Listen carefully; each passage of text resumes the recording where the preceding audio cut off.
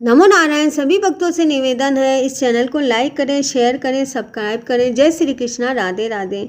मृक्षरंग मुनि के द्वारा मात के पुण्य से एक हाथी का उद्धार तथा मरी हुई कन्याओं का जीवित होना।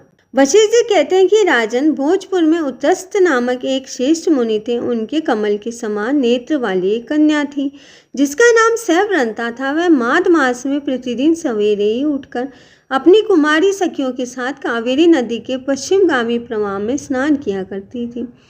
स्नान के समय वह इस प्रकार प्रार्थना करती थी कि हे देवी, तुम सशस्त्र पर्वत की घाटी से निकलकर श्रीरंग के क्षेत्र में प्रभावित होती हो। श्री कावेरी, तुम्हें नमस्कार है। मेरे पापों का नाश करो, मरुद्वदे, तुम बड़ी सौभाग्यशालिनी हो। माघ मास से जो लोग तुम्हारे जल में स्नान करते हैं उनके बड़े से बड़े पापों को हर लेती हूँ। माता, मुझे मंगल प्रदान करो। पश्चिमी वाहिनी कावेरी, मुझे पति, धन, पुत्र, संपूर्ण मनोरथ और पातिव्रत्य पालन की शक्ति दो। यूँ कहकर सर्वअंता कावेरी को प्रणाम किया करती थी और जब कुछ कुछ सूर्य का उदय होने लगता उसी समय वह नित्य स्नान भी किया करती थी। इस प्रकार उसने 3 वर्षों तक माघ स्नान किया। उसका उत्तम चरित्र तथा गृह कार्य में चतुरता देखकर पिता का मन बड़ा ही प्रसन्न रहता था। वे सोचने लगे कि अपनी कन्या का विवाह किससे करूं। इसी बीच में कुत्स्य मुनि ने अपने पुत्र ब्रह्मचारी वत्स का विवाह करने के लिए उच्चस्थ की सम्मुखी कन्या सैव्रंता का वरण करने का विचार किया।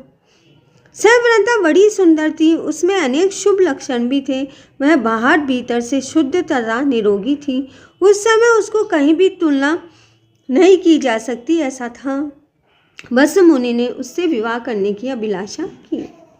एक दिन सैव्रंता अपनी 3 सखियों के साथ माघ स्नान करने के लिए अरुणोदय के समय कावेरी के तट पर आई। उसी समय एक भयानक जंगली हाथी पानी से निकला। उसे देखकर सैव्रंता आदि कन्याएं भय से व्याकुल होकर भागी। हाथी भी बहुत ही दूर तक उनके पीछे पीछे गया। चारों कन्याएं वेग से दौड़ने के कारण हाँफने लगी और तिनकों के ढके हुए एक बहुत बड़े जल शून्य कुएं में गिर पड़ी। कुएं में गिरते ही उनके प्राण निकल गए। जब वे घर लौटकर नहीं आई तब माता पिता उनकी खोज करते हुए इधर उधर भटकने लगे।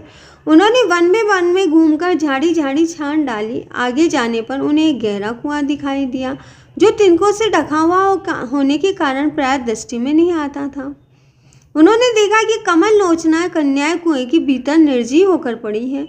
उनकी माताएं कन्याओं के पास चली गई और शोकग्रस्त हो बराबर उन्हें छाती से लगाकर विमले बिमले, कमले कमले, सैव्रंते, सुरसे आदि नाम लेकर विलाप करने लगी। जय श्री कृष्णा, राधे राधे।